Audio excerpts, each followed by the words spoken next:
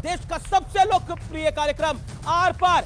जनता जनार्दन का अभिनंदन है, देश के युवाओं का अभिनंदन है। और आज आर पार में देश का युवा सवाल पूछेगा देश के नेताओं से, अमेरिका से लेकर ब्रिटेन तक, भारत से लेकर इजराइल तक, पूरी दुनिया आतंकवाद की चपेट में है। इसलिए आज मैं एक बड़ा गंभीर मुद्दा उठा रहा हूं और हो सकता है कि यह मुद्दा कुछ लोगों को चुभ जाए और चुभना भी चाहिए, क्योंकि आतंकवाद को लेकर पूरा का पूरा भारत एक जैसी सोच दिखा रहा है क्या, यह सवाल है। और यह सवाल मैं इसलिए उठा रहा हूं क्योंकि हमारे ही देश में बैठे कुछ लोगों को हमास के हैवान हीरो और फ्रीडम फाइटर की तरह क्यों दिख रहे हैं। भारत में बैठे कुछ इन खूंखार आतंकियों के लिए कसीदे क्यों पड़ रहे हैं। और सिर्फ वर्तमान का ही नहीं, आज हम इतिहास में भी झांकेंगे, क्योंकि इस देश में बुरहान वानी जैसे आतंकी के जनाजे में भीड़ जुड़ती है, उसे एक मास्टर का मासूम बेटा बताने की कोशिश होती है।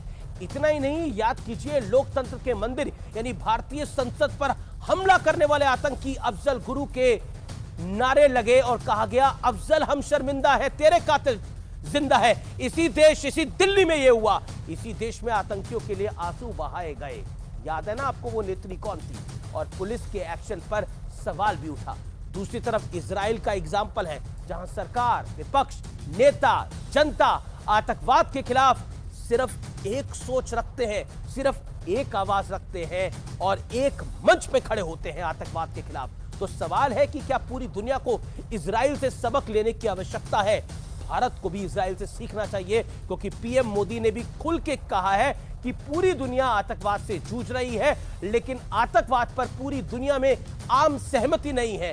तो आज इसी मुद्दे पर जनता के बीच होगी देश की सबसे बड़ी बहस। क्या वाकई जो आतंक का खेल है उसमें दो माइंडसेट है, क्योंकि गुड और बैड टेररिज्म की परिभाषा बहुत महत्वपूर्ण है। इजराइल सबूत है, राष्ट्रवाद से ही देश मजबूत है। आज जनता जनार्दन के बीच इसी विषय पर होगी सबसे